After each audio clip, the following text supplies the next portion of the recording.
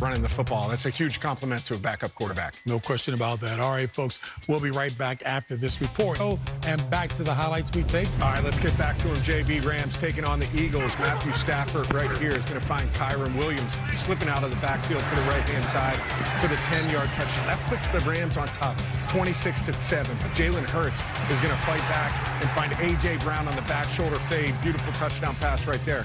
4th and goal. The Eagles going for it. Jalen Hurts finds Devontae Smith. Another beautiful throw right there. 2-point conversion was no good. Then there at the end, Joshua McCarty coming on for the game-winning kick. Blocked by Jordan Davis, who takes it back to the house. Big boy. Go from up 1, but end up winning by 7 for all those keeping a close eye on the score. That was a bad beat. Bad beat right there. Oh, man. All right, let's keep the highlights rolling. We have the Raiders at the Commanders. Second quarter. Watch this run right here by Jeremy McNichols. He breaks a few tackles, keeps his feet, and then once he hits this sideline, he is gone. All the way to the crib, 60-yard run. They were up 17-10 at that point. This is in the third quarter, though. Jalen Lane finds a lane, and my man is gone. How about that? A big-time play. A lot of special teams plays this weekend. That was a big win for Washington, who had control of this game pretty much from the jump. They win this one 41-24. And Marcus Mariota showed up big in this one with 2 total TDs in the victory. Yeah, well, listen, let's talk about the Eagles and this win. I mean, this was an excellent ball game coming down to the wire. The Rams, give them credit. They're a physical team. Yep. Their defense came and played, and they played hard. But for Jalen Hurts, had only had 1 comeback in his career when trailing by 10 points. And he came back and made plays in that game. At one point, they're down 26-7. And the passing game opened up, right? We talked about it off air. We're watching this game and saying, listen, they come in and by design, they're going to run the football, play conservative, try and beat you that way. But the game changed and they were behind. Jalen Hurts stepped up. The wide receiving core stepped up. Jaylen Brown made some plays, right? Yeah. And Devontae Smith, the same thing. Credit to the Eagles, man. They're tough. They fought hard and then came up and made a play on special teams like we've been talking about all afternoon to seal the ball game at the end. I had a friend of mine ask me about the Eagles offense, and he's a big Eagles fan. He's like, Nate, well, this offense is not that impressive. And there's times where I want them to light up the scoreboard. You know, and that kind of irks me a little bit. And I was like, but they're winning, though. He's like, yeah, but still. I see these other offenses, they're scoring points on points on points. I said, yeah, but they're winning, though. And the reason that I kept saying that is because you might complain about the style of winning, but never complain about getting a dub. The one thing I can appreciate about Jalen Hurts is he's gonna beat you in the way that he needs to. If they need to control the clock by controlling the ground, run the ball to open up the pass, they'll do that. But to your point, Matt, in this game, they needed to push the ball downfield. And what did they do? They did just that, looking for his superstar wide receiver, A.J. Brown. And then once you do that, it gives you the flexibility to call whatever you want in the playbook. So I can appreciate that we're seeing these layers of this offense from the Philadelphia Eagles. Yeah, it's almost as if they do what they have to do to win the game. Right. And if they get forced to all of a sudden take away the rush, which they've done right now, pretty much a lot of people have, saying, you're not going to beat us with Saquon Barkley because we don't believe in your passing game. Yeah. And A.J. Brown came out there today and took a couple catches and made some people miss. He brought a physicality to run after catch that I'd not seen before.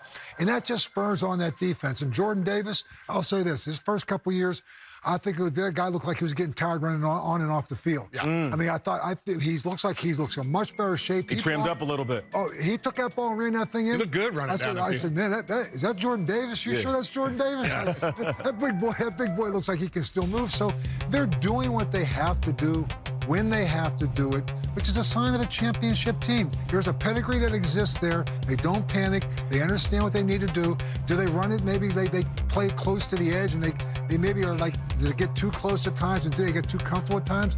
I don't know if that's the case. That's just who they are. Yeah. And they're going to get everyone's litmus test all the time. The Rams are a good football team. Absolutely. I mean, Puka Nacua and Matthew Stafford are two of the best, toughest guys in the league. Yeah, and speaking of that, I mean, the Rams, they went on the road. This is a tough road trip. Come on now. Playing in Philly in general is tough. Yeah. Yes. We know what type of city that is, how tough they are, and their team and fans, they mimic both. But when it comes to traveling from the West Coast all the way to Philly, playing against, yeah, no doubt about it. that connection between Matt Stafford and Puka Nacua is something special. Yeah. Devontae is really a compliment to what is already a dynamic duo. And like, you hate to say, where's the silver lining? We took an L and we're headed back home. You still are a really good team. No question. They're still at the top of the list of teams I do not want to play. With Matt Stafford as your QB, Sean McVay as your coach, and a bunch of young talent surrounding those two, they're as dangerous as anybody. I think we've all been in locker rooms after games where we've had these conversations after a loss, like the one they had today. Really difficult loss, really well-played game, hard fought on both sides. With a chance to win at the end. With a chance to win at the end. And you're saying, we're going to see him again. We're going to see them again. We're going to see them at some point down the road, and hopefully it's at home, but maybe we're coming back here. We know that we can go here and we can get the job done. We got to tighten a few things up, but we're every bit as good, if not better, than the Philadelphia Eagles. You know, whenever I think about the Rams, I think about they've got an excellent coach. Number two, to Nate's point, even though his friend might have been complaining about how they went, who cares about the style points? And what did you tell me? Never make an apology for winning. All right, your point, and then you'll segue. Well, I'm going to segue to the Caleb Williams. Got us an instant update right here. Really? Yes. Why you sound so surprised? I know, I'm right there. Are the Bears going to beat the Cowboys? It's early. It's early. We got a long way to go. I will say this, though. I was on NFL Today Plus earlier and just had a brief segment. Nate, you and I were on there playing beer pong. Yep. And throwing. Correct, Coach. Yeah. It was only water in there. Don't worry. No wonder you guys were ready to. Well, there was water in yours. My bad. But anyhow, we had a chance to talk about the Bears, and I thought Caleb Williams played better in week 2 than he did in week 1. And I know the result was a blowout, but there were signs of some improvement. I think they've got to clean things up from their wide receiver group. They've got to be more on the same page. That's a good sign early on for Bears fans right there. And what else did we talk about in that same segment? They got punched in the mouth by the Detroit Lions. Yeah. All right, so after you taste a little blood in your mouth, how are you going to respond? This is a big step for them after getting embarrassed on the national stage by a division foe. Let's see what happens. I actually think starting off a game like this, punching the Cowboys first, the Bears might walk away with a victory. Yeah, JB. You get excited about being punched in the mouth? I wanted to get that in there pretty quickly because I feel good for Caleb Williams. Yeah. Got you. I hear you on that. So in Roman One other quarterback that was in that class that wasn't playing today, the Commanders. We had the highlight earlier. That's a good win for the Washington Commanders. Yes, it was. Marcus Great. Mariota came in there, played very well. They ran special teams, they ran the football, played good special teams. Defense played solid. That's the kind of win you need when your star quarterback is out. Who says the ground game is not important? I mean, whoever. And welcome back to the State Farm Postgame Show, and back to the highlights we take you. All right, let's go, JB. Texans taking on the Jaguars, and right here, it's going to be C.J. Stroud finding a wide open